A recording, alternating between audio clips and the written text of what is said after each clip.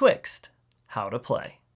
The object of the game is to be the first player to have an uninterrupted chain of linked pegs that connect your colored border rows together. Lay out the board, and each player picks a color and takes the matching pieces. The holes at the edge of the board adjacent to your color lines are your border rows. You may not play in the corners. Pick a player to go first, then turns alternate. On your turn, you must place one peg in any vacant hole except for those in your opponent's border rows. If, after placing a peg, you find you can link 2 or more pegs, you may do so by placing links in those spaces. Pegs may only link when the distance between them exactly corresponds to the diagonal of a 6-hole rectangle, identical to a knight's chess move. Linked pegs create barriers. Barriers may not be crossed by either player.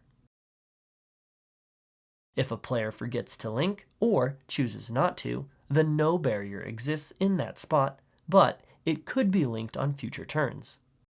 On your turn, before you place a peg, you may remove any number of your own links and pegs from the board if you want. The first player to create an uninterrupted chain of linked pegs that connect their colored border rows together wins.